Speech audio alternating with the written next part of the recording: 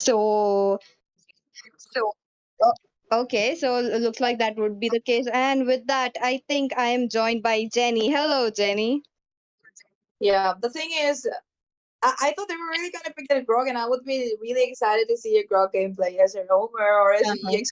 Okay, I think yep, that one shot kill would also be an add up to the whole draft. I really like the fact the way they're drafting. They got a Nolan on the jungle. He's the fastest jungler as of right now, and they also got that Phobius in the EXP. We'll get some really good initiations, I suppose.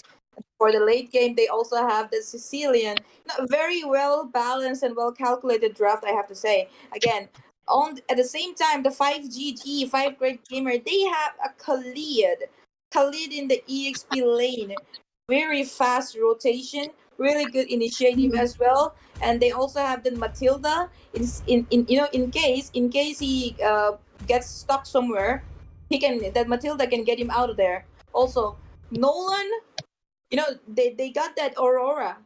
For Nolan to dive Oh, in, you have to be a little bit careful. They got the freeze with that Aurora. Her freeze wins. He can get frozen anytime. So I have to say, both the teams actually did a pretty decent job in the draft. But yeah, I'm not sure. I mean, Xborg can really annoy Phobias, I suppose, but I'm not sure how good Xborg will be. I really like the jungler pick of Nolan from the side of correct me. that for they from Nolan pick is from Dakusena, and there will be Team Five great gamers who are on their blue side. Yep. And we're in the land of Dawn, and we're about to see who's gonna. I mean, draft looks good both sides, but at the end, it's all gonna come up to the rotation, the synchronization, and communication. So let's see. I guess Crunch is back. Oh, I think so, but let's just proceed. Look at that. Nolan already fast clearing his minions up, but I have to say that the Firaga armor of Xbox, will it be safe into the hands when the Nolan comes up to his face? Okay, looks like Yeah, Crunchy yeah. is not. I thought he was back because okay, never mind. Okay, Crunchy, you can come back later. And have a look at the bottom lane. Looks like Phobius is dominating Khalid in the bottom in the EXP again. Have a look at Nolan. He's on level 4 already. Meanwhile, Praz is still in level 3. That's what I said when I mentioned the fastest jungler. Nolan already. Okay, look at that. Look at that. What the hell? It's just not even 2 minutes into the game and he's popping off Firaga armors. This is what I wanted to say. I don't think Expo will be ever safe alone. Yeah, they did do a great job at securing that Khalid in the EXP, but then again, Mm-hmm. they didn't come up with a better answer for the Nolan export in the early game. I don't think he's gonna be able to do much. He's still on level 3. I mean, your jungler is in level 3 when the opponent jungler is already in the level 4 and he's dealing a lot of damage and roaming all around the map. Not a good start.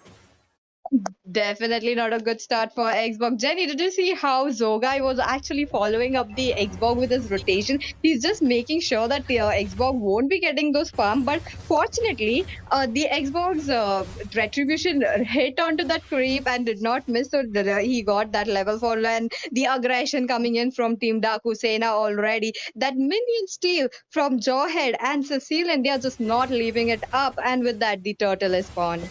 Yeah, look at their positioning. They are so set up for the turtle. They got the minion wave. They did, very great wave management. And then the positioning for the turtle, again, in the mid line, they're looking up to pick up a fight over there. They might actually get Sorcerer down, but the passive pops in and Sorcerer survives. Again, looks like they will be trying and invading that purple buff, and that's a pause. Pause coming in. Okay. Quite not sure, but looks like the match has resumed. The blue buff in jeopardy. It is a show for the Nolan. Yep. They took it, right? I think so. They definitely, because I really don't think that Xbox is having up. But let's just see that quite in some time. But the top lane, Nolan has been taking those buffs. There has not have been any first blood yet, despite the 3 match mark. That's an ejector. That's an ejector on Matilda over there, and he is down as well as Carry in the top.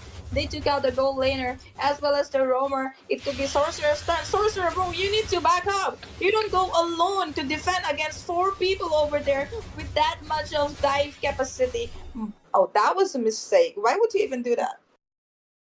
I think Aurora wanted that kind of play where we see the South Indian heroes Yeah. 1v five Bro everything. thinks, So she should bro thinks he's Bahubali, but he's not. not. He got taken down. Yes, definitely. And another one. Look at that. The Praga armor being popped as well. The circling eagle into the play. Yep, Cycling Eagle did go into the play, but Haitatsu did manage to escape still. I mean, they don't have the potential as of right now to win again. So they're gonna have to play really passive, given the fact that they barely have early game potential as of right now. And Pras is in level 5, while Zogai, opponent jungler, is in level 8. So you're gonna have to play really passive, and maybe work out a little bit on your wave management and try and farm from the minion wave only, because they're not even letting you get your purple buff. They're invading continuously, and also they're just setting up their next turtle. You know, this is how you actually play when you have a Nolan in your team. You're just making sure that he would be invading. You're making the way for him. Look at the Jawhead, look at the Sicilian as well. They are always there for the backup. That is how the play is being made from the side of Team Dakusena right now. But on the other hand, they are just making sure how the Xbox won't be snowballing the game as well. Look at that. He can go in alone. He can come back. He does not need the help. Oh, look at that. I mean, just like that. The blink of an eye, his armor is gone. That's when I said, like, is that a really good answer? I don't think so. The bot, no, they got the top lane. They're not pressuring up the mid lane. It's just Osama over there. Osama been lagging. Oh my god! Again, they're trying to pressurize the bottom lane, and the moment this guy calls off retry gap comes in, he's gonna die. I mean, they have enough CC to take that Khalid down. Although he's trying. There are some backup coming, but up to no avail. Oh, that was such a close call for the guiding lights to hit, but unfortunately, he was taken down. Another fight coming in. Yep. They're just dying one by one. And like I said, they should be playing really passive and try and get some items, try and get some gold to hold into the game. But they're not doing that.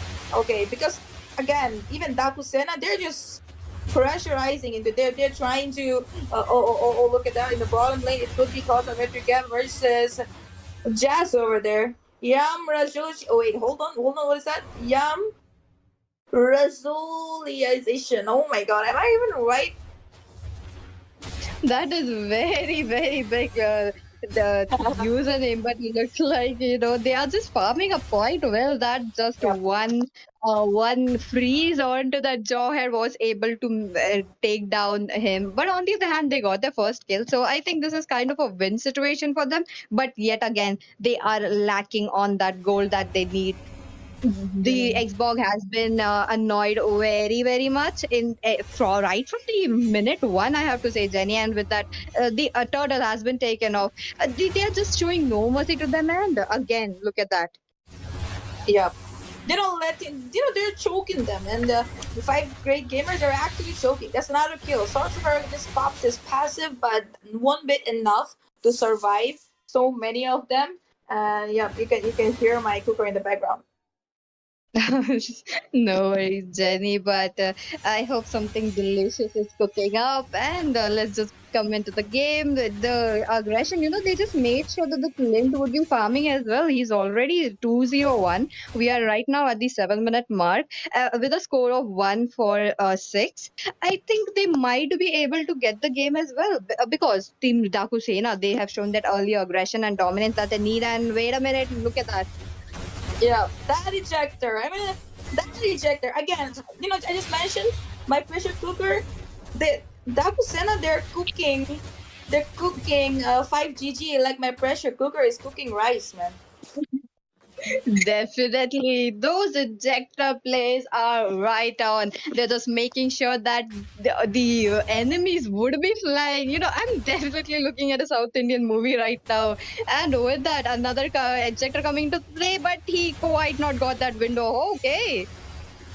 Yeah, that was another ejector. I mean, ejector after ejector, killing spree. Osama, they finally manages to take down Zogai. That's a good shutdown on Zogai. They've been looking for that shutdown.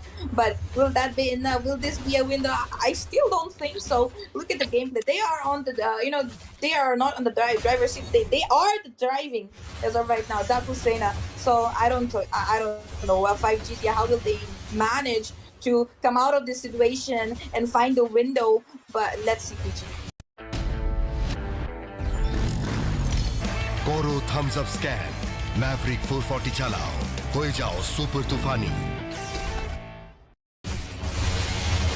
Jenny, it's just 8 minutes into the game. They have managed to pop off two of the passive from the inhibitors already. This is a big W for Team Dakusena right now, I have to say. And also, those ejector plays are so right on that it is enabling them for their single pickups. I was really not sure about into the draft how the synergy between the Jawhead and the Sicilian will be, but I think it is coming into the play right well.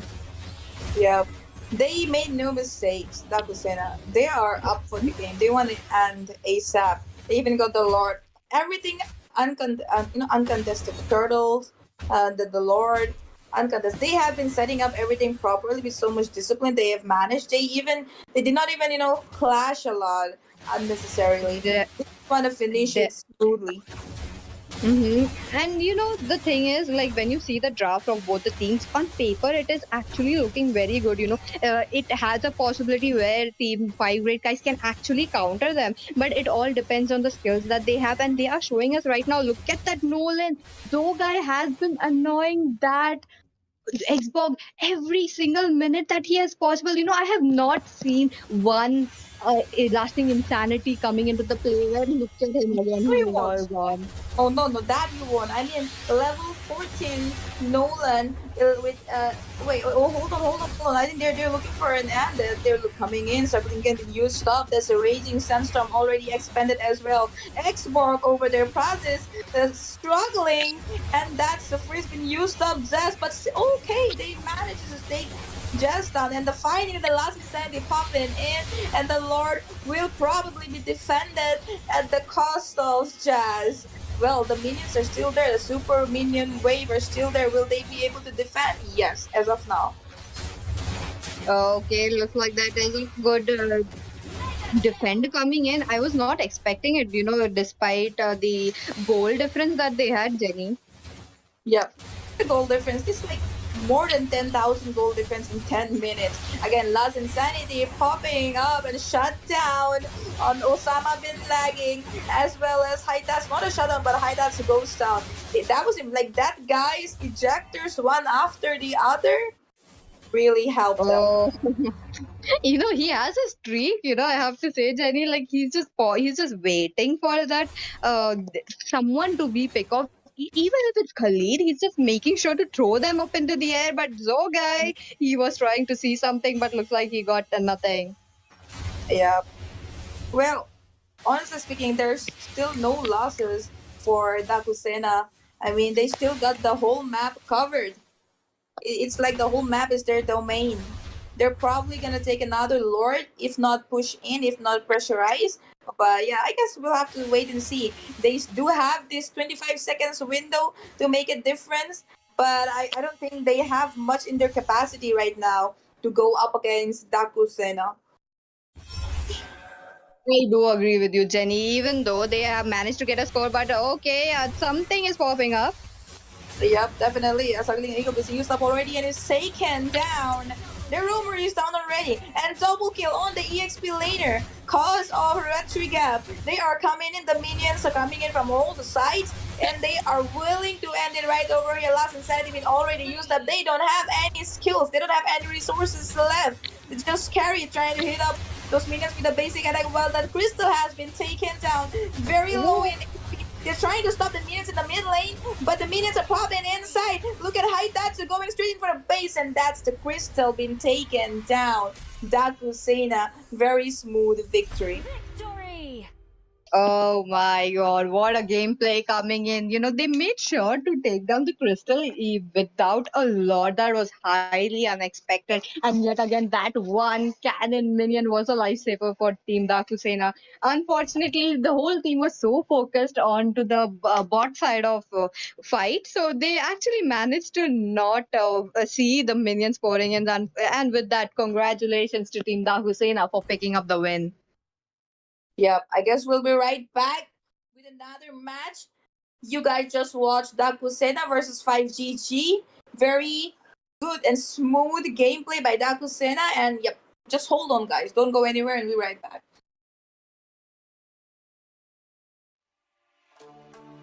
You think that's gonna fan out in the whole match?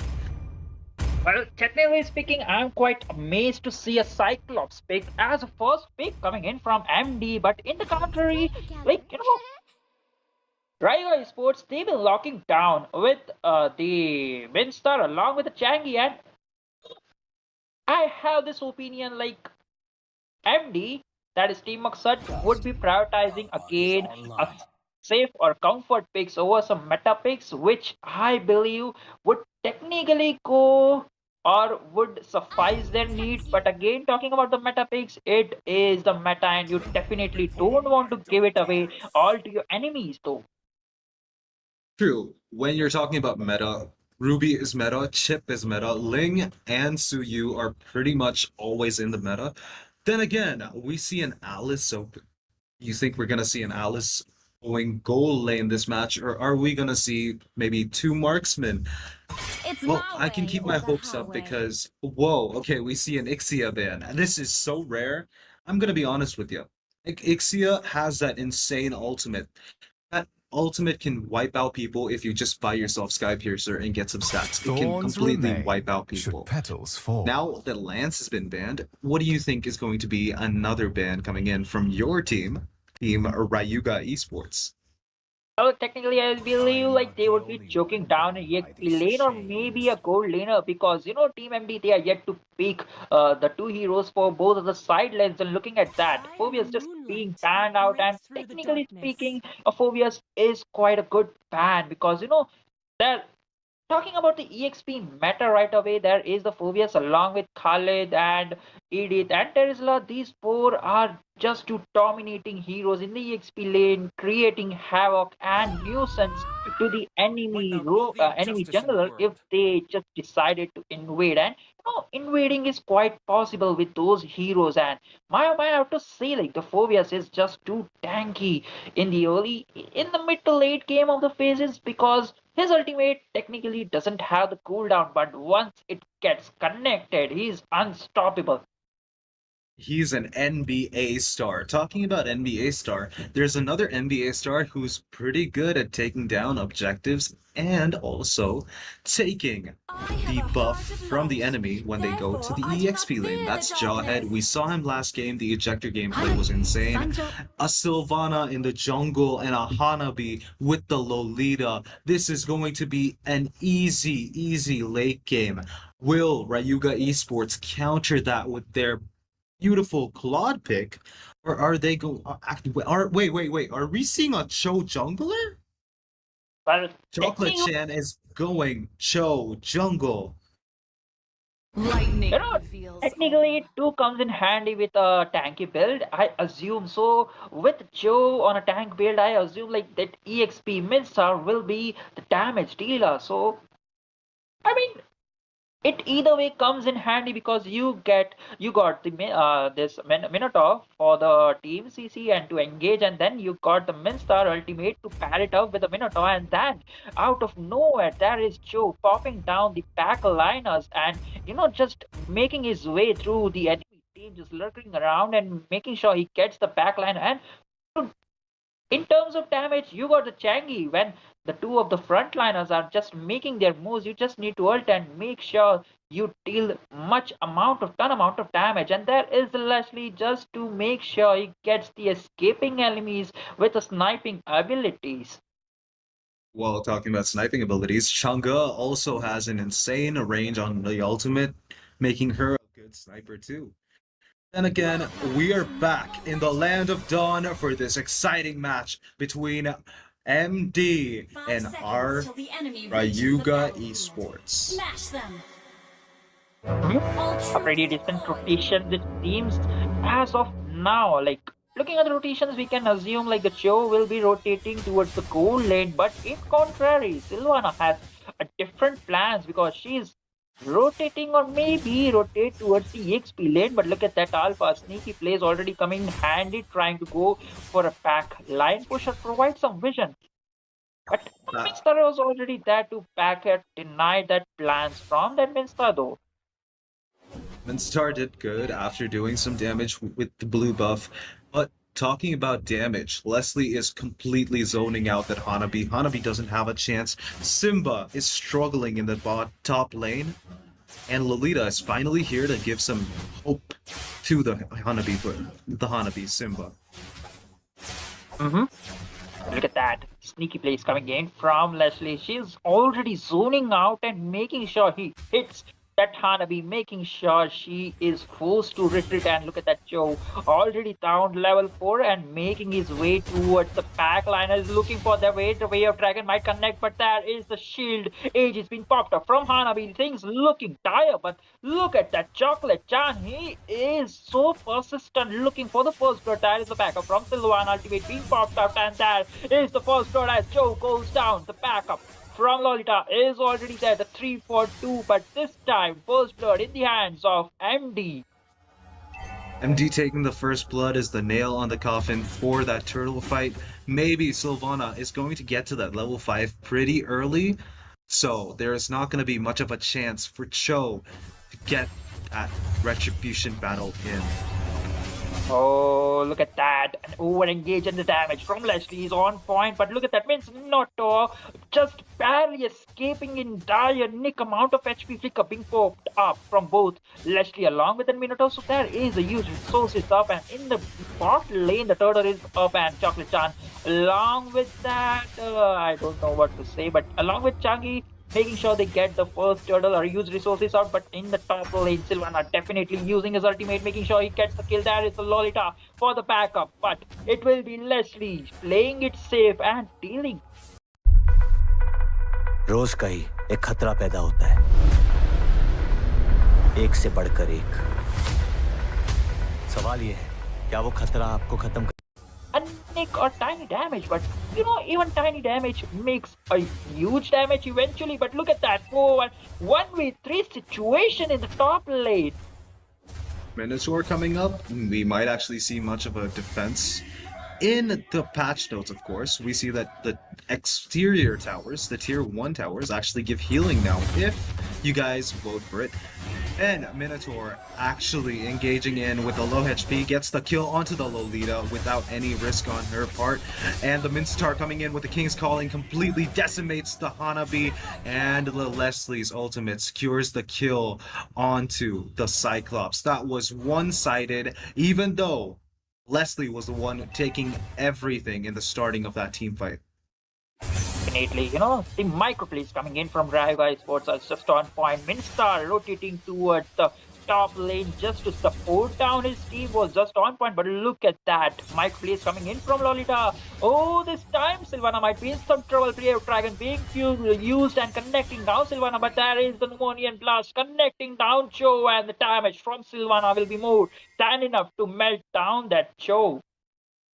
Well, Marky made some few mistakes in the early game where he was overextending and trying to get the kill onto the Minotaur when Minotaur was showing himself with the low HP, and that's what led them to lose the first turtle. They're not going to be any good if they keep missing on the turtles.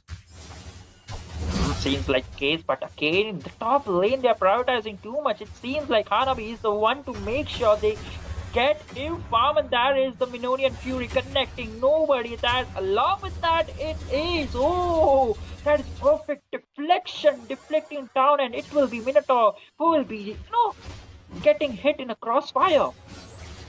Yep, Minotaur got too much damage from his teammate, Changa. Right now, bot lane Alpha has to use the Vengeance. They can't really take the turtle fight. The blue team has the advantage right now. Marky is zoning out. Vincetar zones out the Marky with the Thunderbelt, but he can't secure the kill onto them. Joe, landing that can you take over? Definitely, and that is the Joe connecting down his first kill. And oh, wait a minute, that's a beautiful execution. The damage from Minotaur, not a Minotaur, but the Minstar is already there, and that is a 1v3 situation. MD definitely going down, making some near damage, and it will be, I believe it was Silver Rock securing down that second turtle for the team. And Hanabi was busy clearing down the top towers after she got a kill over to the Leslie. Definitely we missed out that fight, but in the bot lane, Raya Esports definitely doing something. They should have taken down the bot tier 1 tower. Yep, I'm gonna be honest with you. 2 turtles down, and there is right now a 3k gap. It is no 2k gap. 2,800 gap onto the side of the red team. Marky is not able to do much, even though he has the kill advantage. Leslie is going to do a lot of damage, even with the Minotaur. Cyclops is engaging with the ultimate. Numenon Blast has popped up, has to make Minotaur waste his flicker, and he goes back. Not taking too much, waiting for a counter engage on his team.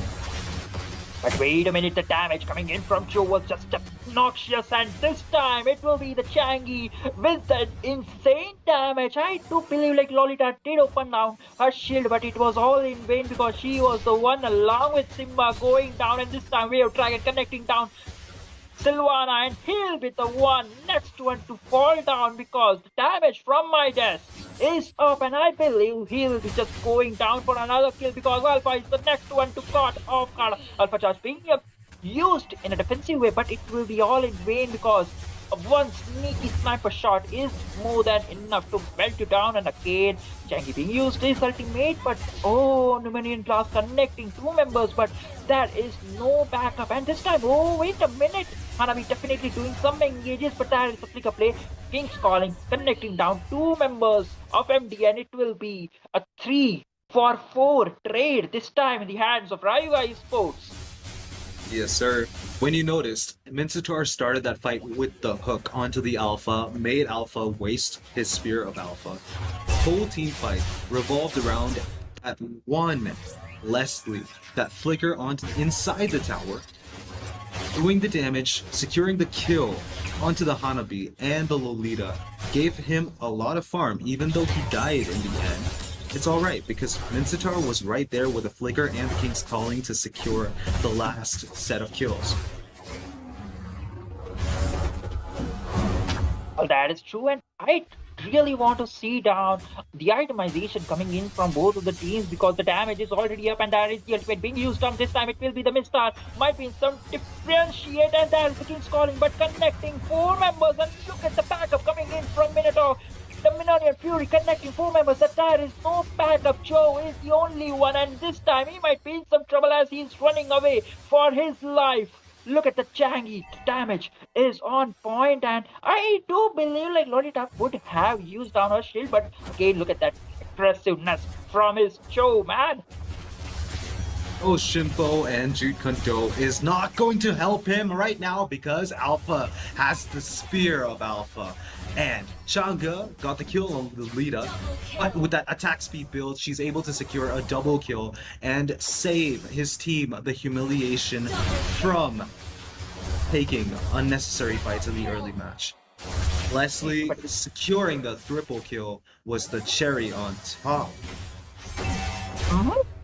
The damage, each single shot of this Leslie hurts more than breaking down with your girlfriend though. But again, oh, Minonian Fury definitely wasting down, and there is the Pneumonian Blast being cancelled out, and it will be Changi along with the Leslie marking down the MD's face, and it will be over with a nick amount of time.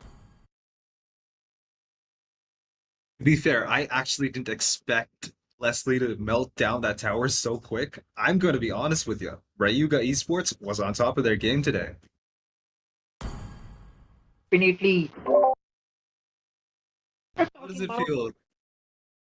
How does it feel to be the proud coach of Rayuga Esports right now, Sasuke? Well, I was hoping like they would be prioritizing some unique heroes or some unique picks, but turns out they know their match, they know their gameplays, also they know their team members, and definitely team bonding and certain stuffs are essential for the teams. But I really want to look at the itemization coming from both of the teams, because even in the early game it was Leslie who was doing too much damage in the early game itself. Very much. I'm gonna be honest with you. Hanabi didn't stand a chance. That was impressive gameplay from Minotaur and Hanabi. Minotaur and Leslie, I mean.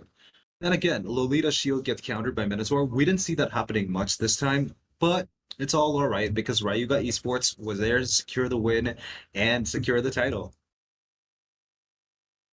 Well, that is absolutely true. And Numi, do you have anything to cover it up or spice it up for the viewers?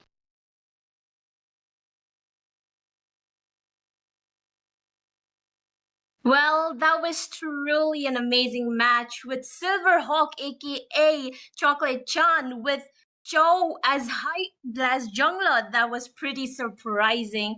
But anyways, as Ryuga Esports has won this match, we will be back soon. So stay with us for the next match, because the next match is against Grand Blue and Buri Buri Zaiwan. Honestly, I love the name as I am also a Sunchan fan. But these two teams will be representing the state Assam, so stay with us and please do not leave. We will be back right back.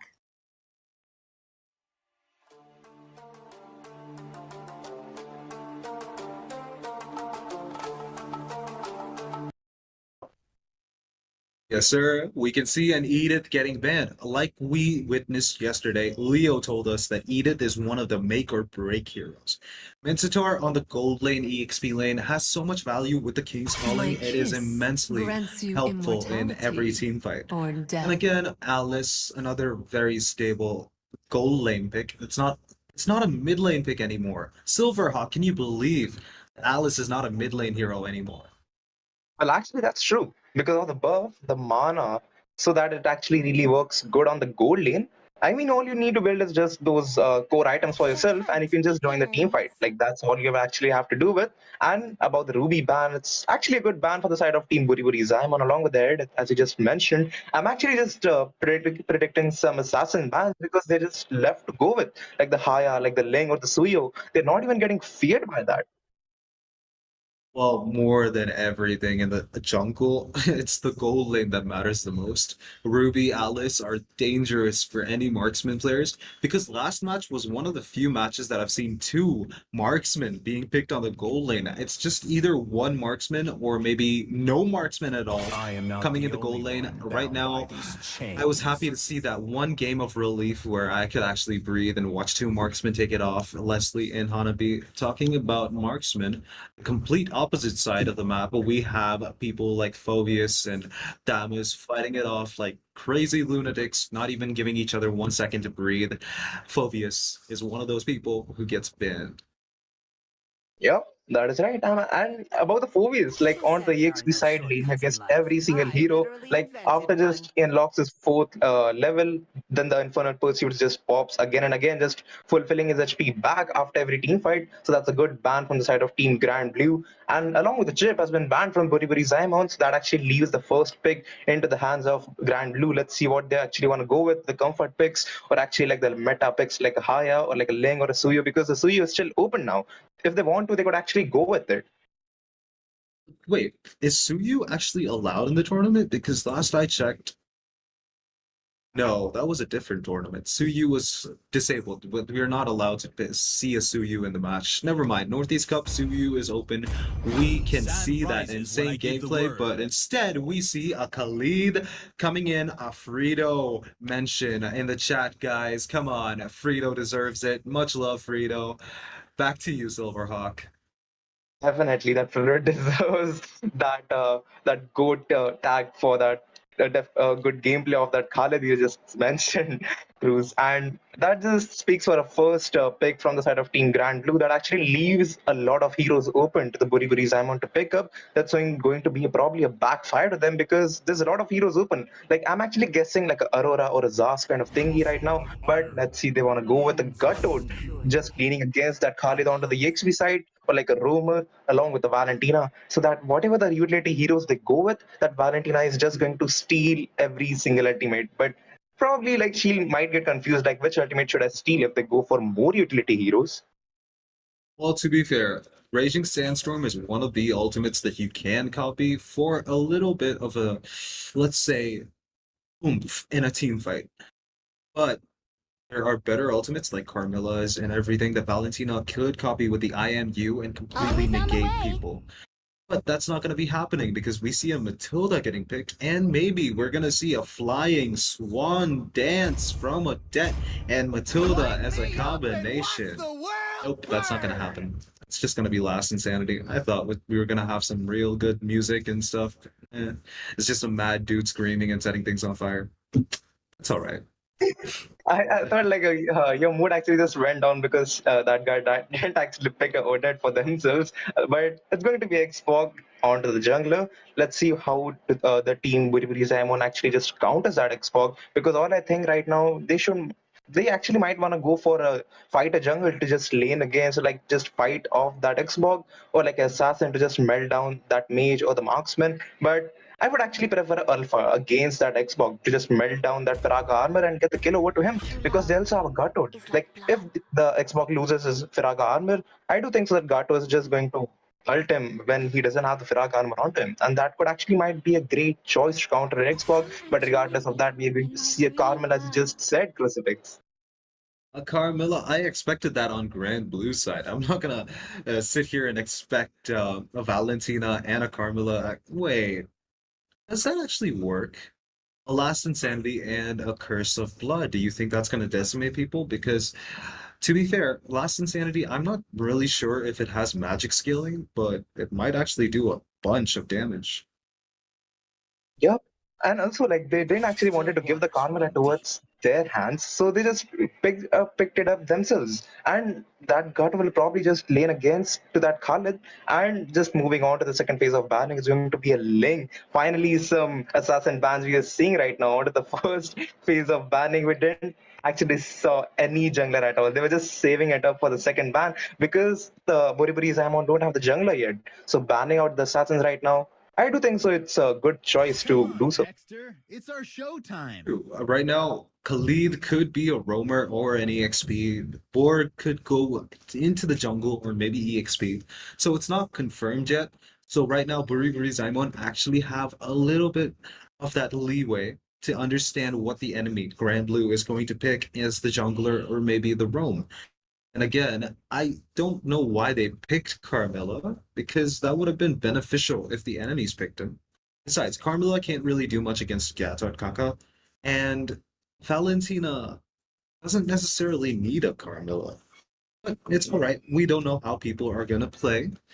MLBB is a game of chance. 10% skill, 90% will. Am I right? Incarnate. Yeah, that's absolutely right. And I'm just making some assumptions because the Curse of Blood, if it's connected properly, that gut was just going to jump up. And just imagine if that variety has a Raging Sandstorm from the Khalid as well. It's going to be a wombo combo, or perhaps could be a wipeout to the Grand Blue. But let's see how they will actually execute it to themselves.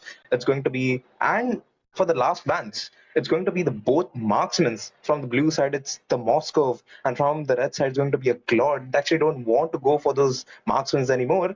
I was actually just making things like onto the gold side. In this current meta, I haven't seen much marksman being going on except for the Leslie and the Ixia. Ixia, a very strong contender. Yeah, I have not seen Leslie even while ranking up. I don't think I've ever seen a Leslie being picked, but we do see a carry being picked, which is not. It's not a really strong pick against Khalid and X-Borg. It could melt them down, sure. The Firaga armor can keep X-Borg safe, and the Sand Veil could keep Khalid safe. So I'm guessing some strategy is going on in their head, but we'll have to wait and see. Yep. That's right. And I was just making some predictions about that Aurora, and it will be completed if they want to just go for that Aurora to just counter that Valentina or that carry to just gang them up in the early game so they won't have the lead game comp onto themselves. And also they have an X-Pac to them to just make sure the zoning goes really well because the Metadla is not actually enough to just zone them out. That guard toad along with the Carmela will just go for every single objective like the turtle and the Lord. And there goes the I'm super shy, just goes with the Nathan and the Rakti on that Louis. True. Wait, are we gonna see a Franco pick? What do you think a Franco could do in this match right now? Nope, Well, we're they not. actually have two tanky heroes for themselves. They will actually go for the Franco. I doubt that it's going to work because they have a Xbox to just melt the front liners, as far as I know. But well, not actually. It's going to be a Franco. It's going to be Leo mod along with the IG, and that guy actually has a Leo picking up a Leo mod. Wait, now that Leomore is picked, an Angela would have been a good pick too, because either way, both teams could have had supports. Matilda on the blue side, or like Grand Blue, and Buri Zaman with an Angela instead of Carmilla. But, well, Carmilla does provide a way more value than an Angela in terms of having team fight potential with the Gatot, Valentina, and the Leomore. Yep, that would be right. And I mean, just talking about the emblems from both of these teams, I'm actually being paranoid about that killing spree onto that Leo mod because if you're a jungler on Leo mod, I would actually prefer a lethal ignition to just melt those squishy heroes like the Nathan or the Louis in the early game, so they won't get farmed up. And you know what, like in a killing spree, like if a curse of blood or like a ultimate of the card is probably connected, then only there's a possibility that killing spree is actually going to help him out. Yep, guys, and we're back in the Land of Dawn going for another really exciting match. But before we start talking about the match, download Mobile Legends Bang Bang or Mobile Legends Bang Bang, depending on where you are. And the registrations are still open for the NE Cup. So get in there and get ready for exciting matches. Khalid going in, trying to take an early cut on the EXP lane. Frito is proud, guys. Frito is proud. I actually like how you hype up the whole thing about that Fredo, but meanwhile, onto the bot side, that Nathan will probably just face the wrath of that Carmela along with that Valentina. It's going to be 1v3 situation, but they're not actually going to reveal themselves this early. But Leomord was actually just facing some early invasions towards his own red buff, or like the green creep towards near that red buff. But meanwhile, that Valentina is still back in the mid game. The mid lane, so that the Louis along with the Matilda so could actually just rotate onto the bot side, but still it won't be enough because that look at the position and the rotation of that Carmilla. Carmilla is actually rotating to the bot lane to give some leeway for carry to actually do something. But talking about that, Lu Yi, Khalid, and Matilda were on Leo's back. Matilda is trying to get some vision onto the Buri Zaimon team, but I don't think she can with half her HP gone. What are your thoughts on this? Man, that I'm still very excited about how fast that Carmela is rotating. But if you see on that Matilda, she's actually being fixated towards all those objectives. But meanwhile, the position of that Gato will actually just get him off guard because if the Xbox actually just reveals his position, it's going to be way too tough for him to escape. But there he goes. He actually wanted to steal the creep. But let's see, will he actually escape? He still has that revitalize onto himself. But the last insanity might come in handy to just burst him down. Now the Phantom Steed has been used up to just go inside and take the kill, but will not actually get the kill over to themselves. But the fire missiles coming in handy along with that Carlos take the kill over to that Cartoon. But meanwhile, the fire missiles are actually more than enough. You used up along with encircling eagle from that Medidla, but not enough to take the kill along with the last insanity used up. Look at the HP, they're still fighting back as far as they can, but it's going to be a first blood in the hands of that Xbox. This turtle might get contested again because there's like 4 people ready to go on that turtle for a good team fight coordination from both of these teams. Very much so. I'm going to be honest with you. Carmilla going down was such a shocker. I didn't expect Carmilla to actually engage that bad, but the last insanity was there to actually secure that. Made sure that Carmilla knows she will be punished every time she actually over-engages, overextends, she will be punished. Team fight's happening. Do you want to take over? Well, actually, look at the position of that Khalid. He's doing his work really well. He actually wants to zone him out. Now, the Raging Sandstorm works in a really bad way, but meanwhile, this turtle might get perfectly retribution onto that Xbox. They just might just go for the zoning. But how perfect zoning that actually was, that Khalid just disrupting the position of that Leo mod, and that Xbox just marking that turtle to just melt him down and get the perfect retribution on himself. But so far, so good for both of these teams, because it's only as a first blood for that Xbox. First blood was gone down like Carmilla. Xborg got the extra juicy 200 extra gold. And I would say he is on a better side, because right now we see that they got the turtle and everything is going good, because there is not much of a team fight going on. I wish we could see the itemization. Matilda is popping her ultimate onto the Carmilla, but has to disengage. Will get engaged by Valentina, who won't be able to do that much onto her, but she's fine. It's all in a day's work for support. That actually want to just go for the contest of that gold crab, but they actually wants to take the kill over that Carmilla. Like, look how fast she runs. Like, all three people were just targeting that Carmilla hard, but she knows what to do right now. She'll probably just go for the recall, but meanwhile, on to the top side, it's going to be a one-win brawl against those EXP laners. Khalid just making sure the wave has been frozen, but still Gato has the two things, so he has the upper hand because the basic attacks actually gives him a life steal. Probably just going for a rotation onto the top side. But do you actually think they'll be able to burst around that Gato? Not actually, because right now I saw that Gatot actually bought the Thunderbelt, which will make him a little bit more tankier and would want him to engage. He will be looking in for an engage to punch somebody just to get one stack. And one stack at a time, every single drop matters, because every single drop makes the ocean. Oh, but look at that Phantom Seed has been used up. What is that Louis forced to use the flicker along with encircling Eagle from that IMQ? But again, it's going to be a payback given to them. But that Khalid actually wants to go for the redemption after taking the kill over to that Leo mod, but still not enough damage to do so. The Valentina actually wants to take the kill over. The Speedy Light is over to that. The Curse of Blood connected over two people. So that turtle actually go into the hands of them. That Khalid actually wants to zone them out along with the retribution from the Xbox. Just actually takes the kill. Kato just wants to give a lot of backup to his team, but this turtle, that retribution plays from that Xbox definitely secured the turtle for himself, because that Leo mod was almost on his way to just steal that turtle. But that Khalid, look at that, how much damage is he actually dealing with this one? He's dealing a lot of damage, but we can always remember that Khalid is going to fall off if he doesn't buy enough damage items in the late game. So, talking about damage, Xborg on point. He's always there to make sure that they don't lose out on objectives. Right now, when you saw that Liam Ward was overextending on top lane, Xborg was making sure that his mindset is all about getting the objectives and pushing his team to the victory. Top lane gets cut again by the Khalid, and we see not much of a rotation because both Carmilla and Matilda are waiting in their respective pushes, hoping they can catch people off guard when they're rotating. Yep.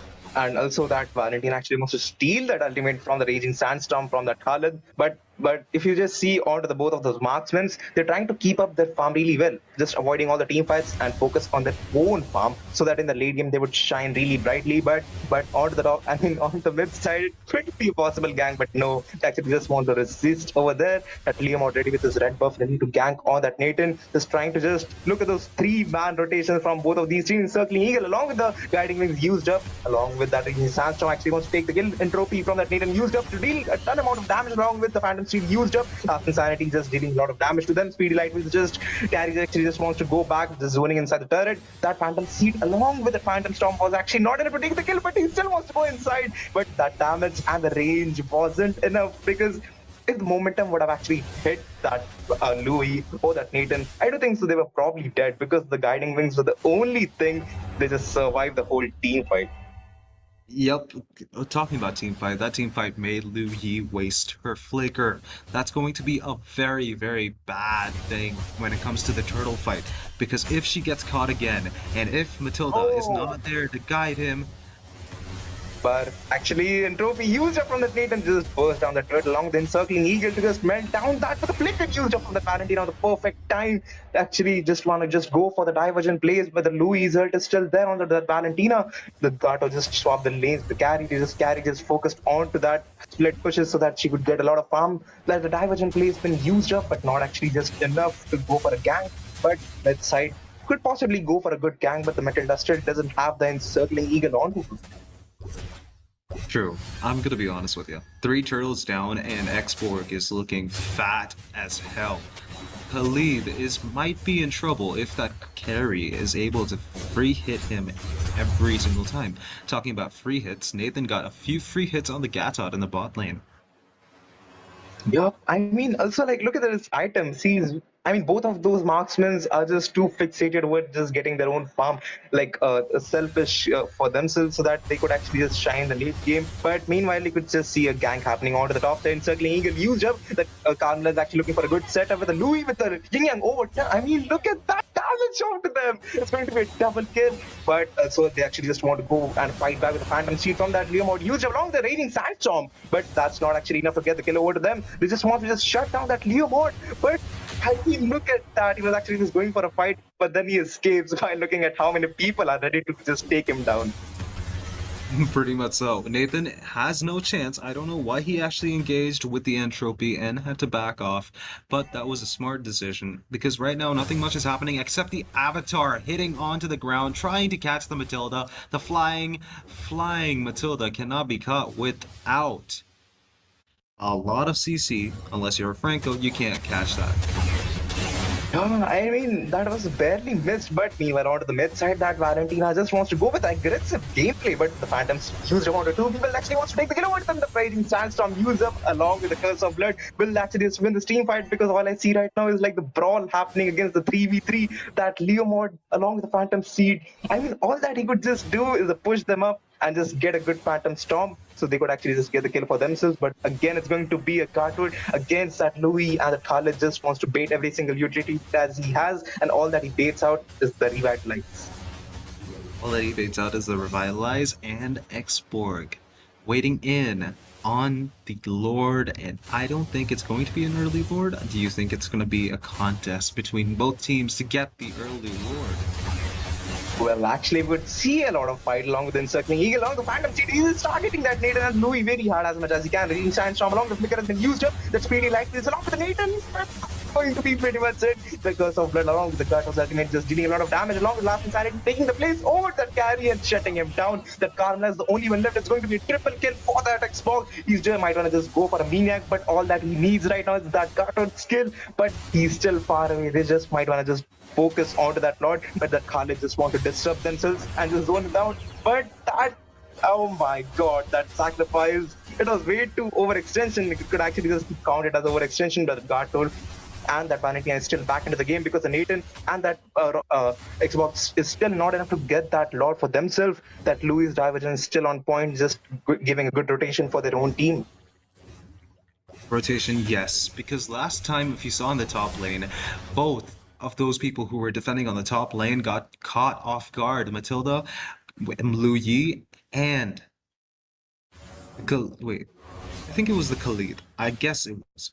But all 3 of them got most of the defending top lane people, including Gatot and the Carmilla. It was insane because in the end of the day, I didn't really think that how much damage could come out of nothing. Talking about that, there is a damage coming in the mid lane.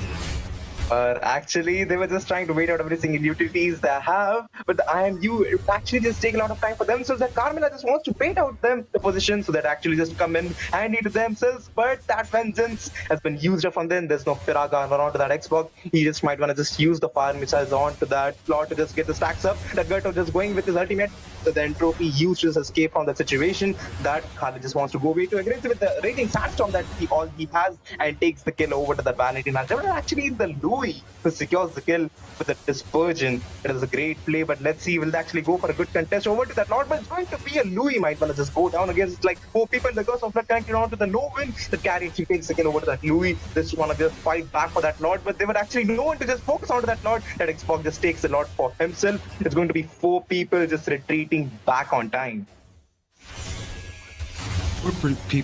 Those four people on the blue team, red team, Buri Zaimon didn't really actually have a chance to take the Lord, but X-Borg got the free Lord, and blue team, Rand Blue, finally got a kill for somebody other than X-Borg because X-Borg had 8 kills up until now, and the total number of kills were 9.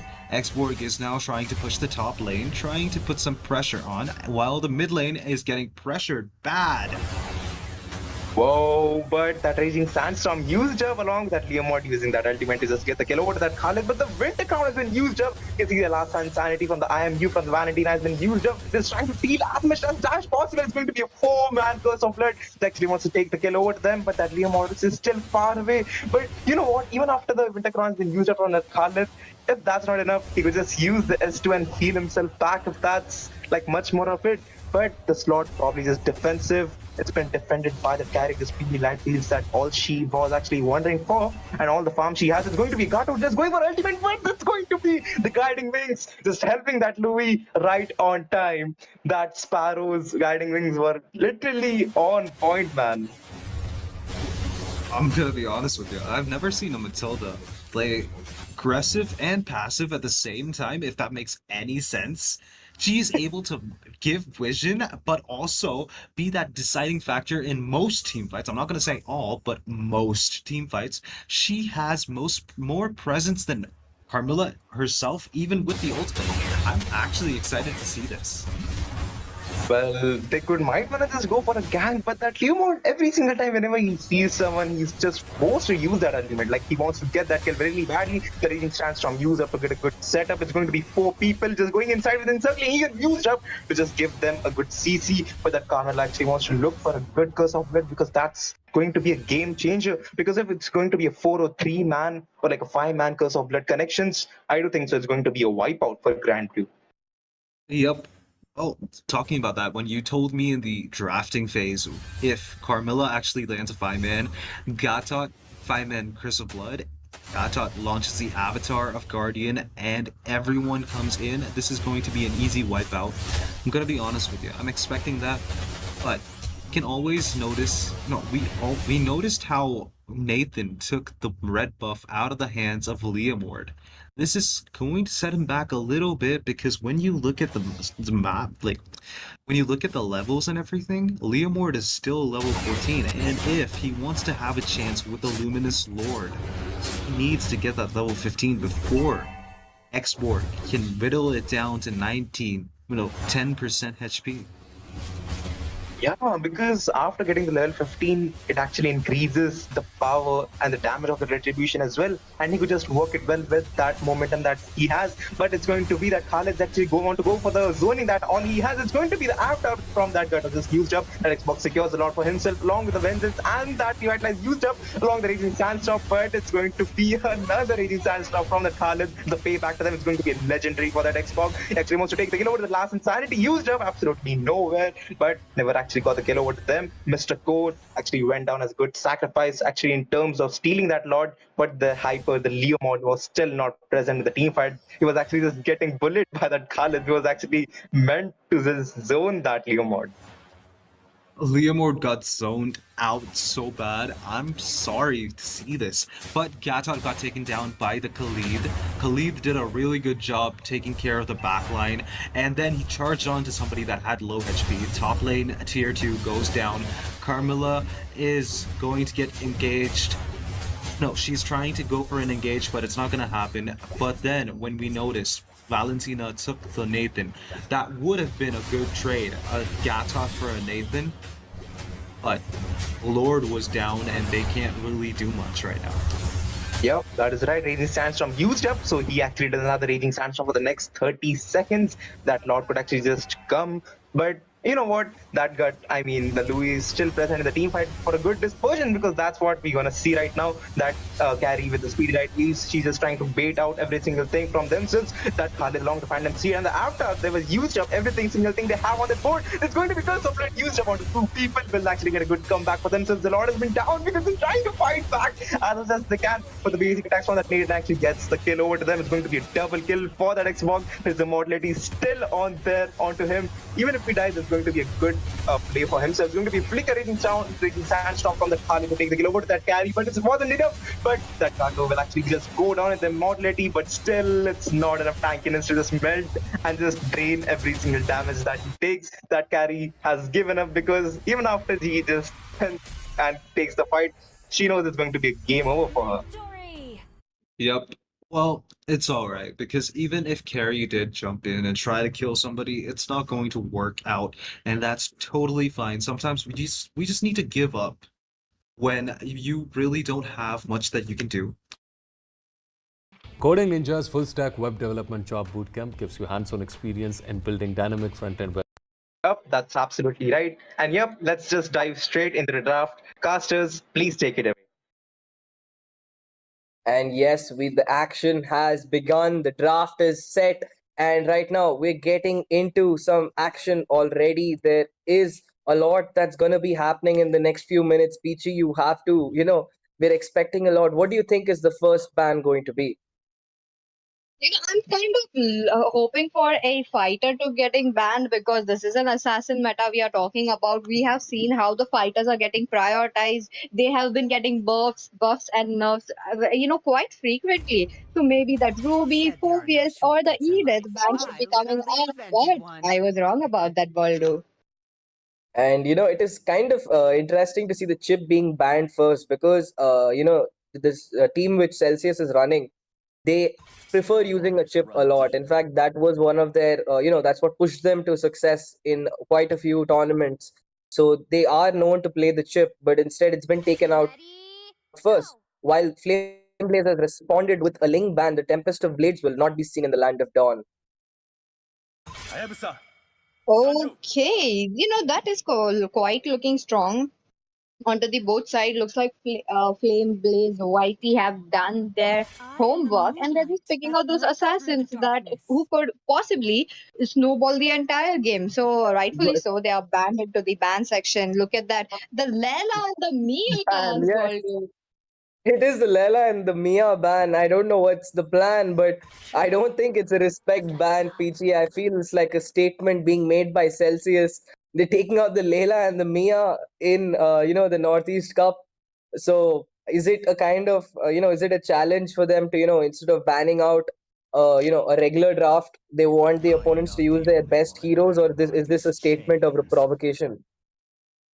Okay, rather than a respect ban, that is definitely the disrespect ban coming in because they're just challenging them. They're just showing them, okay, even without bans, we can still pick up those heroes. We can still dominate. But what team a Flame Blaze Whitey have there in the store? Looking at the picks right now, the Tham is getting picked up. Maybe something of an Aurora or a Valentina should be coming in.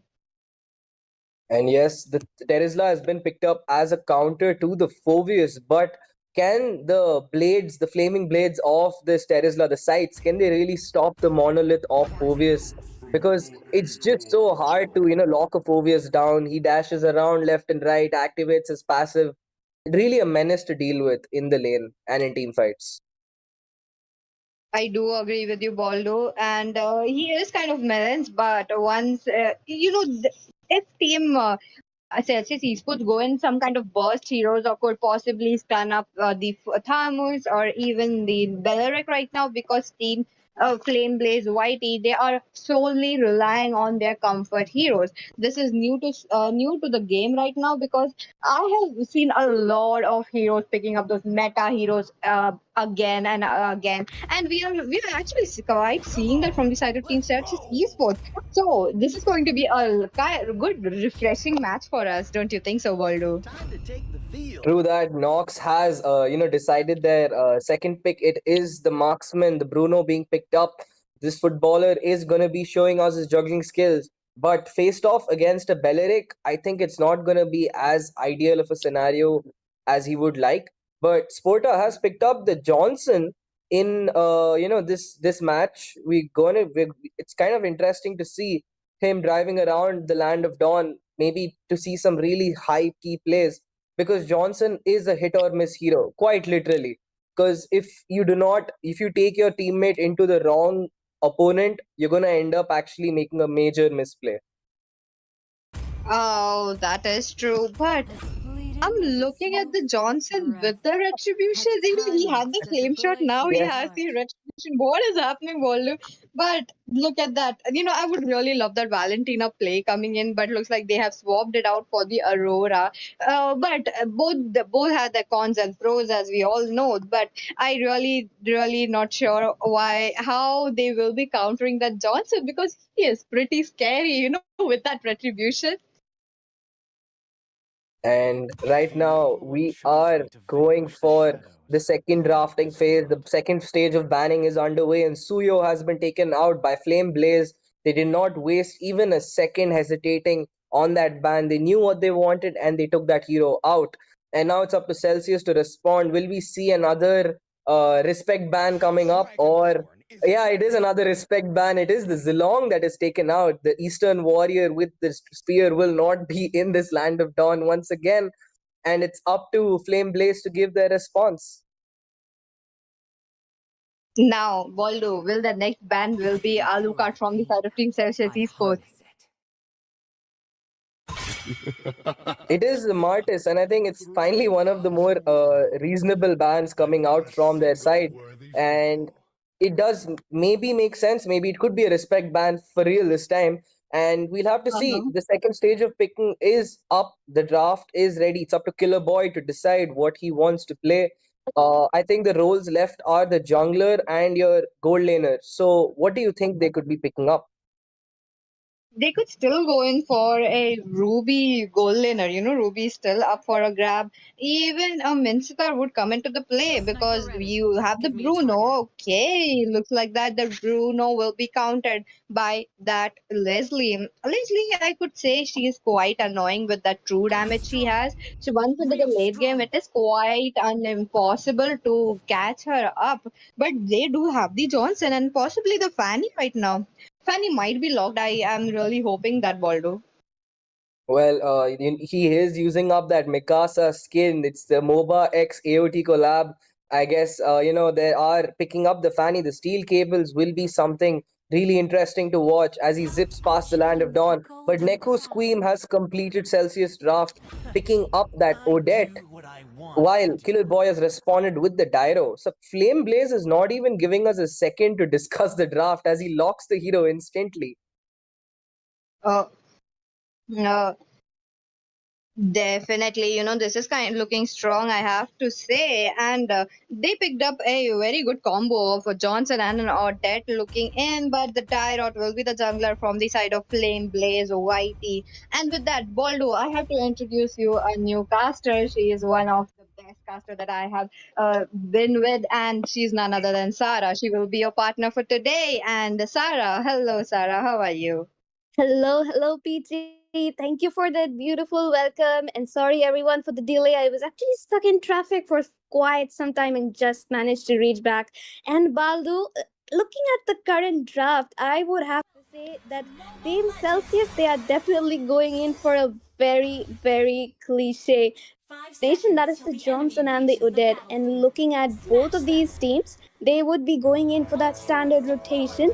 But the side of Celsius, that Fanny would be starting on with his red buff. So the blue buff still stands at the risk of being invaded, considering there's a Belleric as well as the Derot and Aurora. And you did make a really good point there. You have to watch out for the Fanny who can come out with an invade at any time. And surprisingly, they're not really helping Dyro take his farm as fast as possible. They just want to try to get a win for Leslie in the gold lane. Yes, definitely, as you were saying that, but the goal line is currently looks like it's suffering a bit because that Belric and Leslie are playing the poke game with Bruno. And early game Bruno, he's still a bit weak until and unless he gets up his House's claws. But look at Odette, she is already there for the backup. And then the side of Team Celsius, they're actually going to focus towards that goal line because Bruno has an insane late game potential as long as he protects himself from that vengeance. But look at Fanny, she is already chunked down pretty low with that, like the Belleric, and but Ooh. the first blood would be secured by Aurora. That Derot's early game shred, comes out so very beautifully. And look at him, he's not done. He's already engaging on towards the Phobias, unaware of the Odette coming out there, who is also poking very hard. But the Fanny, she is going in for that chase, she's going in for that wall spam and manages to secure the kill on towards Deroth. She has to come back now. But look at Tammuz, she is also very low, and Fanny is the one who secures the one and more kill. But the cutthroat landing on towards Aurora, passive has been pumped out, and Sporta secures the kill on towards that Aurora. And already there is a lot of action within just the first 2 minutes of the game. The first turtle is not even up, as 4 kills on the scoreboard right away. Fanny doing a really great job. She ran out of energy towards the end, but was able to complete the wall spam in time. But the turtle is up. Both the junglers a little wary about stepping into, the turtles without picking up their buffs. Phobius on the bot side, dropping some poke onto this Tamos, who does not have his ultimate yet. But on the top side, there is some action as Bruno picks up a kill, but Phobius still going on to 3. He does not want to stop. He's still taking some more damage. Heavy damage being taken up. He uses his flicker. He will not have it for the fight. Will he He chooses to re-engage into the fight instead. The ultimate of Thamos is online, but Boyko falls down. Finally, Flame Blaze Whitey taking a kill in response as Celsius responds again. 2 kills picked up. The Odet's ultimate is down. Neko's Queen picking up a kill as Killer Boy responds with a double kill onto the front line of Celsius. 3 people down, and the scoreboard is 6-5. Who do you think won that with fight? that, yes, Baldu, with that, Celsius is the one who secures the 1k goal lead, but it is the other red team who goes ahead with the turtle secure. That team fight, it was filled with ultimates being used up upon ultimates being used on top of all ultimates. Look at the Johnson on the top lane. He is securing that engage on towards Leslie, but Deroth will be the one chasing them down. But once again, Aurora using a frigid glacier. Oh my god, that was an absolute wombo combo picked up. Killer Boy taking up his second double kill of the day. Fanny wants to dive and misses the cable, but the cutthroat is there to secure a kill onto the Leslie. But on bot side, Boyko in some trouble. The the Thamus is chasing him down. He is able to sustain through the fight, but falls through the passive explosion of the scythe. The molten crater picks up the kill onto him, and the game is really neck and neck right now. And looking at the match situation right now, Celsius is actually leading even after the red team securing that turtle. But look at Odette, he is already going in with that, the Fanny K securing those cables. But it is Belleric and Aurora with those ultimates who actually managed to win out that team fight. And dude, look at Flame Blaze, Whitey, man. Like, they're doing so well in these team fights. And look, Thamus on the bot side once again. These EXP leaners do not want to stop trying to go for highlight play after highlight play. Ultimates used up left and right. But the Phobius' cooldown is almost non-existent. Johnson on the side trying to make a drive. Let's see, will he be able to succeed on catching that Leslie? The vision is there.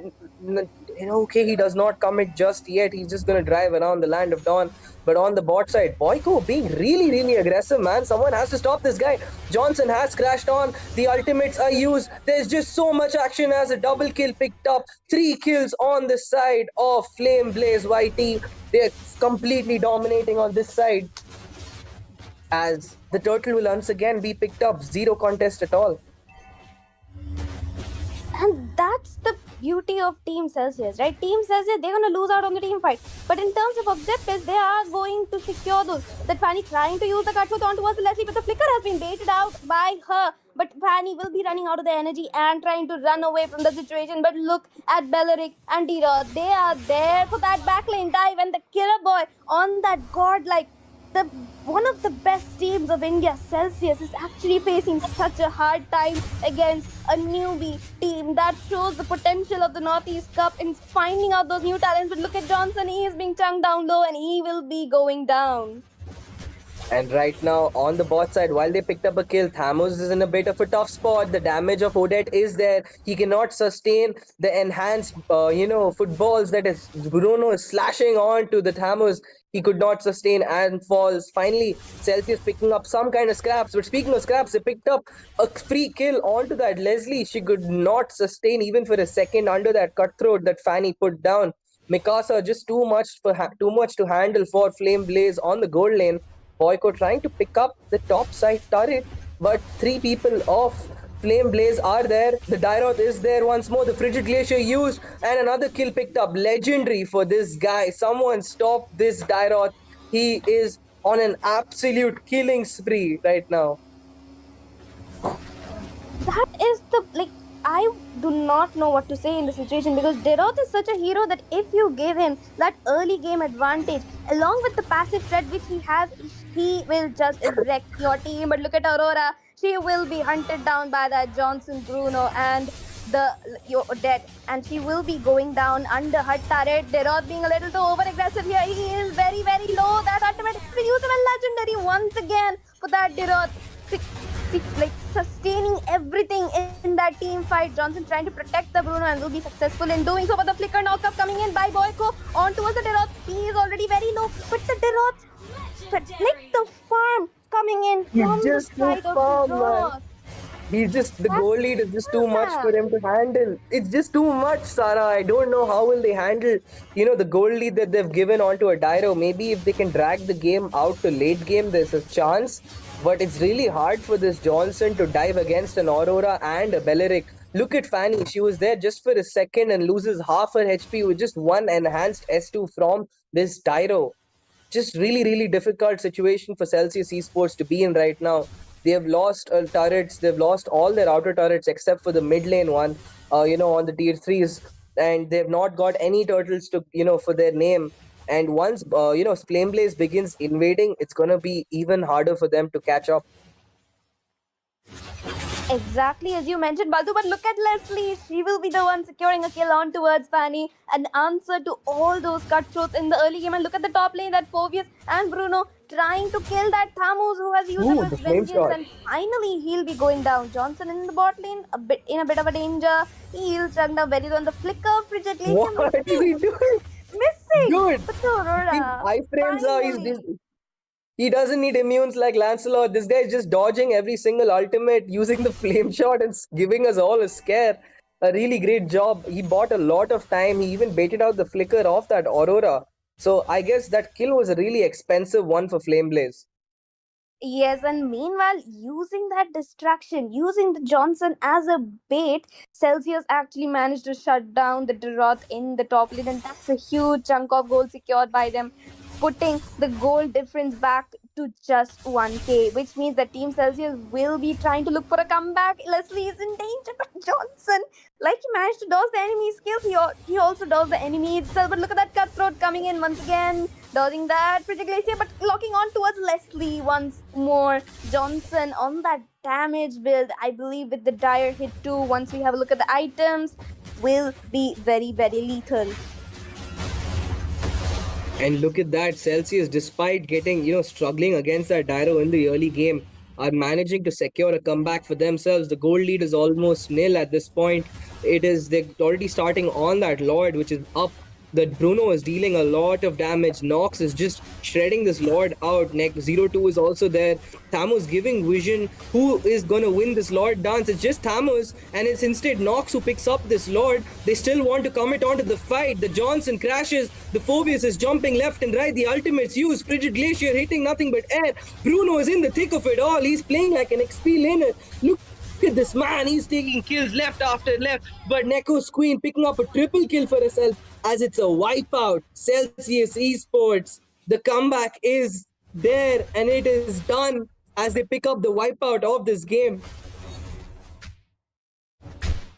And oh my god, Celsius finally back in the lead, showing what they are made of, showing why they are one of the top teams of India. Once more, making that comeback in this game, that Deroth being overly aggressive, considering he does not have that farm lead anymore. 0-2 Nox, they are already back in the lead. But look at Johnson, he would not be crashing onto that Deroth and save up his ultimate to pick up a dead and crash on towards their marksman, who would be one of the main damage dealers. But look at Nox, he's on that unstoppable. He is on the revenge arc, but the cutthroat on towards the Leslie manages to secure 2 kills on them.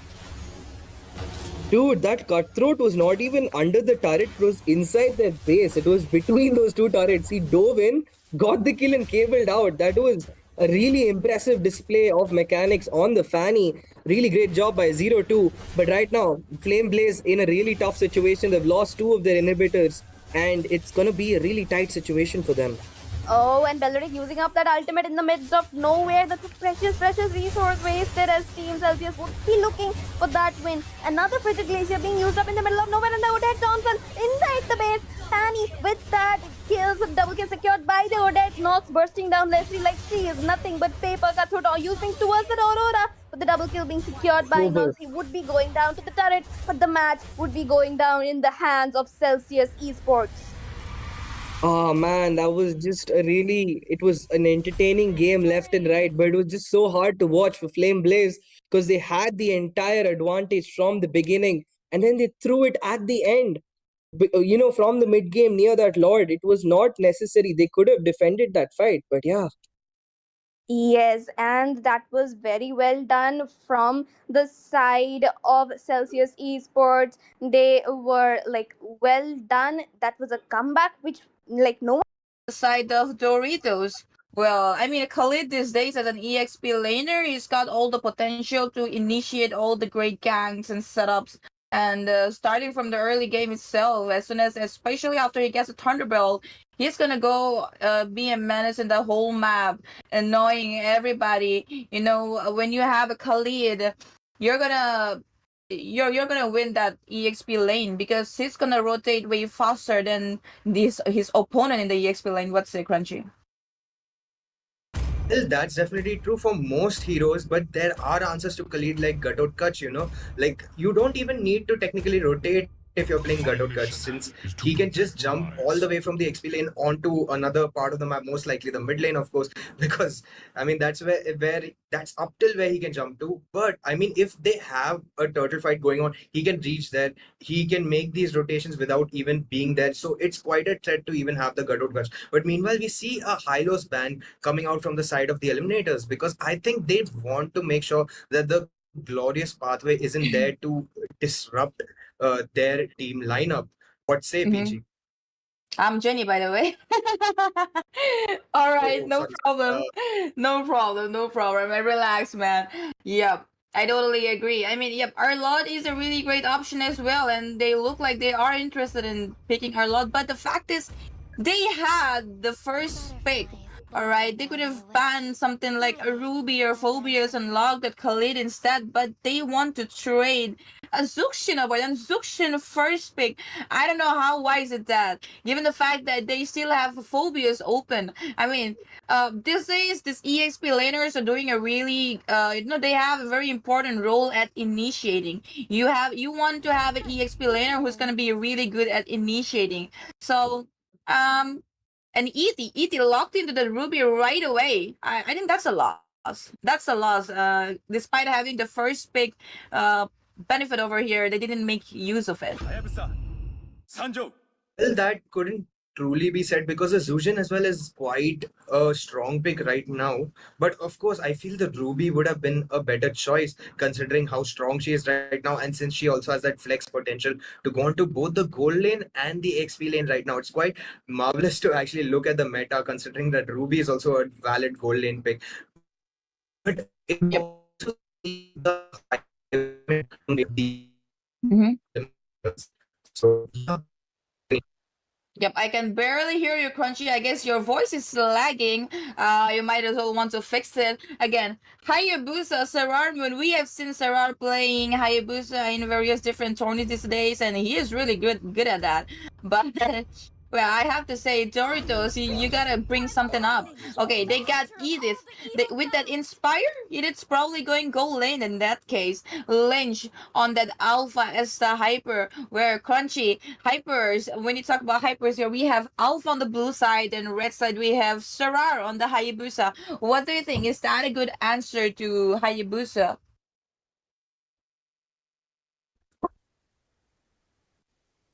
All right. All right, I guess Crunchy's gonna need some time to fix his mic, and we're gonna carry on with the draft. Bid on that Aurora. Okay, not right now because obviously, I mean, Doritos, they got their mage already. So I think it is gonna take some time and decide later what to pick. But when they already have the chance, they want to pick that Phobias. They want to secure that Phobias because there are still 2 bans left, and you never know. Doritos might actually target Phobias because they don't want to face an Phobias in the EXP lane. It's gonna be dangerous. And like I mentioned already, they want to secure it. They got it, and then they goes up to ban that Matilda. Well, Matilda as well as Zuxian in the mid lane. You know, they're like 2 peas in a pod. They're gonna roam around in the map like 2 peas in a pod. Like they're always gonna stick together, right? Zuxian is gonna continuously use up her second skill to try and knock you up and throw you here and there, where Matilda is gonna provide her that mobility in case he gets stuck somewhere. So I think it's wise for them to ban out in Matilda, thinking that they might end up picking, given the fact that they already have the Zuxian. Again, they have banned out that Jas. You know, he's got really good potential in slowing the enemies down as well as a lot of damage. So I guess that's a good decision. Okay, it's Crunchy back. Magic is my All right, life. he's not yet, I guess. All right, we got Peachy in the chat, right? Yes, I will be taking over since Crunchy is actually facing some network issues. And looking at the draft, Jenny, look at that. They picked up a Ruby and a Phobius together. That means that the sustain is there from the side of Team Eliminators right now. Mm-hmm. Well, okay, they actually banned Harriet as well. They're trying to cut out that goal lane options, I suppose. But okay, given the fact that at first it was with an Inspire, I thought maybe it was gonna go for the goal lane, but I guess not. Might be an EXP or Roam. It's really versatile. Again, that Carmilla Roam with one ult, and then with the Ruby, I think that's gonna be a hell of a combination. And on top of that, they also have a Phobias. ET's draft so far, so good. Do agree with you, Jenny. It is really looking very good. Art has picked up his Carmilla. There has been few changes as well. Looking. Oh, I think Edith has replaced her Flicker yet again, and I really think that Edith should go into the EXP lane, Jenny. Yeah, I'm guessing so. But then again, they don't really have picked a goal laner so far, and we can see Esmeralda not yet locked, but you never know. Again, Gatot Kacha as well. It's gonna be good. But then, all right, they do have a dive. They do have a Hayabusa over here. Who's gonna look up to that Hayabusa all the way to the back line? But then again, Zuxian is just not really a backline mate. She's not gonna stay too far away from the team. So I guess they're gonna go all in, 5 versus 5. Maybe that Gato Kacha wanna be on your face all the time, as well as Esmeralda, as well as Alpha, Edith. Yep, most of the time until and unless she uses her primal red. So let's see. But yes, Edith is doing a really good job at the draft, given the fact they also have the Eve on their side now. Okay, it can be Aurora as well. I mean, good choice. You know, you come at my face, I'm gonna freeze you up. Definitely, Jenny. I was really hoping that they could go with the Eve because I know Crunchy really likes to play those kind of mages, and with that, he is back. He will be taking over. Yeah, All right. really sorry, guys. Had a few issues over there. But yeah, I see that the draft is already over. I missed most of it. But I think, despite the fact that I have some bias for Eve, I think the Aurora is a much better pick in this situation, especially considering that they have the Carmilla to have that sync up with. And Aurora's ultimate, along with Carmilla's links, are going to do some crazy amount of crowd control to the side of Doritos. So honestly, in this draft, I feel that the Eliminators have kind of got a semi better draft, but you never know because there's a lot of pick-off potential as well coming out from the side of Doritos. Jenny. Yep, and we're heading on to the land of Son for the first match of today, Doritos versus ET, guys. I mean, Doritos gonna have to be really careful given the reputation of ET this season in the recent tournaments, the team that went against ABM and actually won, right? So the pressure is definitely on Doritos. As of right now, they're just trying to get their junglers up to level 4 as soon as possible. But I feel that there may be some invade potential coming in from the side of Eliminators as well, but not exactly right now. but a while later, because they do have the Phobius instead of the Esmeralda. So I think the Gadotka kind of sticking with his jungler is quite a good choice. Banana sauce is making a really good choice with his rotation here. It's not a wise idea to stick with the gold laner or the XP laner, especially considering that it's an Edith versus Ruby. Pretty neutral lane can be managed. Hayabusa going in, jumping onto the Zujan. She's trying desperately with her lantern, but that will be the first blood taken right away by the side of the Eliminators, Jenny. Yeah. I mean, the Eliminators, they're going to be fast. I mean, look at the Hypers over here. Look at the junglers over here. Saramun is already level 4 and past, while Lynch is still in level 3. He's not level 4 yet, and they're engaging. They're coming for kills, and look at that. Edith's got another kill already. So that's the difference. That's the difference. You see? For sure, for sure. The funny thing is that all throughout these fights, Hayabusa has not yet used his Ogi Shadow kill, so he still has the ultimate up ready. And meanwhile, we can see that Eliminators are already onto the XP lane gank, and that might just be another pick-off, but not really yet. Esmeralda is quite tanky anyway. But Jenny, it seems that a fight might break out here. What do you think? Yep, Doritos, they're trying to set it up for Lynch over here, but he's not going up yet. Look at that. Saramus already using up a shadow kill to go on and take down Lynch, but manages to take down Banana instead. Lynch very low on HP, barely surviving there. I mean, maybe he's gonna manage this one, but Bid as well as Art, they're not giving up. They still want to secure the kill. Look at Art, look at that. Okay, he is like, okay, let him go for this time. Okay, meanwhile, that setup that Doritos tried to do actually didn't favor them at all and made a way for E.T. to take a free turtle. Again, they're not giving up. They're still trying to get more targets onto Banana Sauce.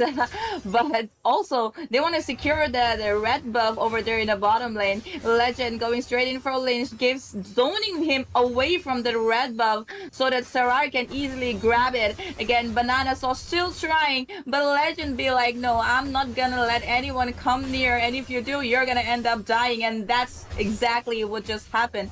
Paprika out of the scene, eliminated, and the red buff has been taken down by Serar. Meanwhile, Conqual has also been taken down. Double kill over there by Bid and shut down. Okay, finally a shutdown by Serar Moon. He's trying to overachieve over there, but that's look at that continuous jumps in coming in by Legend, taking them down one by one. Okay, Paprika. Is that Paprika chasing down Art? But Art be like, no, I'm Carmilla. You don't want to do that. Banana still not giving up. They actually need to like go back a little bit. Okay, that was Conquil taking down Art. That was not a really good place to recall, I suppose. And Conquil just figured that he's recalling over there. So let me take him down. It's just 1 HP. And that was honestly a really long fight coming out from both sides. I think that ET is just winning this because they have more brawl capabilities from their lineup in the early game. They kind of have to wait for the Edith to scale. I mean, if we're talking about the side of Doritos, but for Eliminators, they already have a really brawl-worthy lineup. You can see that this Phobius is just not letting out. He's not letting anybody get any damage on them, even though he got jumped by 2 people. He still managed to survive it and waited for a counter gank from the Hayabusa. Meanwhile, the Carmilla manages to land her ultimate onto the Alpha. Lynch taken down. Art really low, but he will be able to go for a re-engage along with their jungler. This is such a good display of counter ganking and counter gank discipline coming out from the side of Eliminators, Jenny. Yeah, I mean, this is Eliminators you're going against. You're gonna have to be a little bit more systematic and careful and be up with the communication. Okay, there you go. They're melting down Banana Sauce over there. No, they don't care. They got all the potential as of right now. In the bottom lane, though, Serar Moon onto Paprika. Paprika, okay, that's Esmeralda. Given the fact that you have Esmeralda, luckily he wasn't able to take you down as of right now. But in the mid lane, look at that. They're trying to pressurize that mid lane first tier turret, right? And as soon as they get it, the map's gonna open up. Oh! Saramun is still on to Paprika. I still want to get that kill over there in the bottom lane, but I guess you just be happy with the turret as of now. They got the objective. Well, sure, but I think they should try and put pressure onto this topside turret as well. I mean, when we're talking about eliminators, because they are not exactly fully won that lane yet, and there's been very little action over there. So probably that should be their next course of action. If we're seeing eliminators, they kind of seem to be leaning towards a topside rotation as well right now, Jenny. Yeah. You know, it is going all over. Look at Crisis. He's so far away from his team and he doesn't care. Okay, Crisis. Oh, they have already taken down Banana Sauce. They're home. Again, oh, Sarar Moon has taken down. Okay, toasted bread. Oh my god. I mean, this is going to be really hard for Doritos to try and find a way that one window where we could be like, okay, now we can improve, now we can get back into the game. It's going to be really hard for them because ET is slain already. Yes, they're definitely in the mid game now because they managed to take down the mid tier 1, which is quite crucial for the side of the eliminators because now they will be able to start sieging. There's another kill by eliminators. They managed to get Paprika as well. 2 people down for the side of Doritos, and it wasn't even a team fight. It was just a pick of really well layered CC coming out from the side of eliminators, Jenny. Yeah, they're going straight in for that inhibitor and killing spree. Okay, killing spree by Legend over there. I mean, 309. This guy is undefeated, as well as Crisis, as well as Bid. So far, the kills are like 2 into 2 to 18, and there's 10,000 gold difference in 7 minutes. They have not managed to take hold over the map even a little bit. They have lost their towers as well. And in the top lane, we can see it's gold lane, Legend versus Toasted Bread, and there's backup coming in from Bid. A little bit of freeze, and maybe they'll be able to take down Toasted Bread as well. They're melting everybody down already. And then there's the Sarar Moon. I think he just got shut down by I guess I missed that. He got shut down once, but then the whole time he's been snowballing. Yup, and you can see the dominance just judging from Sarar Moon's movements. He just does not care about how Doritos might pick him off here. Even Legend going in really deep. They know that they have a huge lead. It's already 10k gold difference that they have. So I don't think that Doritos stands much of a chance till they exploit these minor mistakes coming out from the side of the eliminators.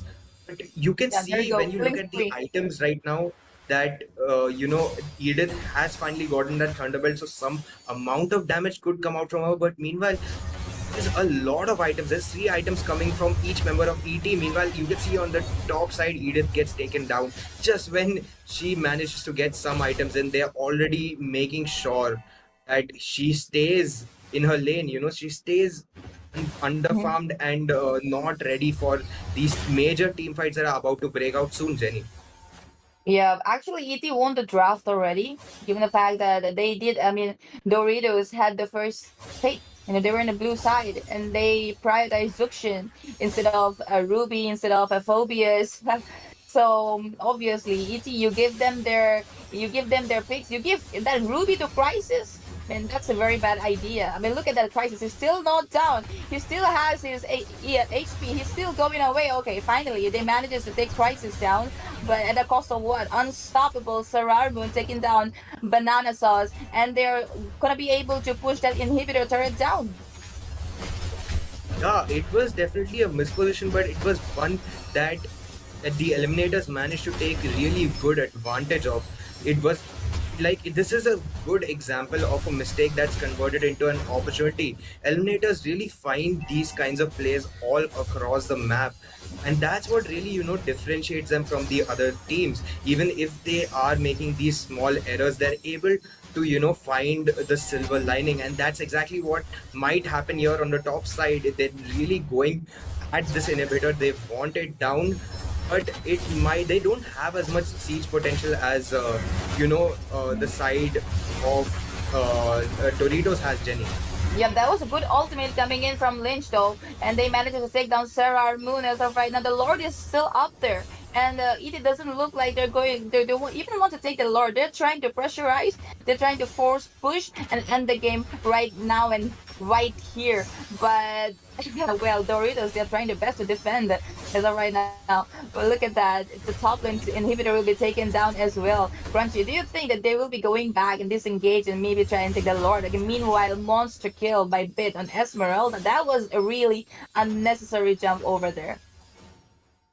Well, I think Esmeralda answered the question for you because at this point, the only good option is to let Sarar Moon take the Lord, or they could also end the game. Looking at this crazy engage coming in here, Ruby managed to use the Don't Run Wolf King, and Crisis is just jumping all over. He has a lot of damage right now, and the minions are already in the base. It could be an end right here. Legend with the Phobius jumping all around. Sarar Moon has literally ditched the Lord at this point. He's just going to jump in on Lynch and takes him down. Ogi Shadow Kill used it up on Zujin as well. She goes down, and this could be a really easy game. And for the side of Eliminators, this has been quite the snowball, but there is some resistance. The base will not be able to resist those that damage from those minions though, and it goes right down. What a game coming in from the side of the Eliminators. Yep, definitely. I mean, that was not gonna lie, that was completely one-sided. They won the draft and then they won the early game. Sarar Moon was level 4, while Lynch was level 3. And then they got the first blood, and then they went up and well, Doritos actually, given the fact that that ET is a really good team, they should have let ET try and engage first, expand their skills, and maybe they could have retaliated. But no, they tried to set up in the bottom lane when they already know that Sarar was leading, and they ended up losing that gank, which gave Sarar a free turtle.